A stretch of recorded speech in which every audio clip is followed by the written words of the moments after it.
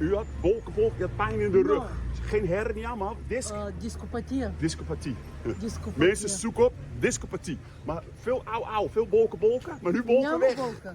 Болка излезна. Болка нямам. Той се помоли за мен, Бог направи чудо. За сега нямам никаква болка. Тие движения, дет не можех да ги правя, сега ги правя. Благодаря на Бог и благодаря, че изпрати този човек до нас. Той е холандец, ние сме българи, ние сме от България. Благодарим на Бог, че ни изпрати този човек. Той се помоли за нас и стана чудото. Благодаря на Бог с цялото си сърце. Mensen, omdat Jezus echt een levende God is. Hij is geen profeet of bijzonder mens. Dan zat ik nog steeds in mijn strontfouten. Dan had ik een groot probleem gehad.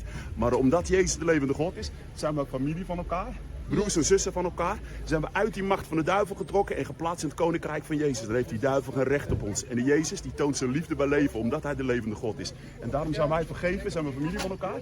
En daarom bent u genezen, alle pijn weg. Omdat hij de levende God is. Mensen, kijk de serie, staat zieken genezen, deel 1 en deel 2. Dan gaan jullie ook de zieken genezen. Bent u blij?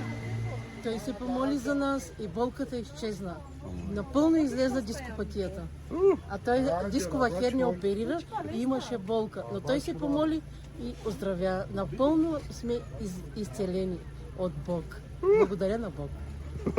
Jezus! Ciao, ciao. Jezus!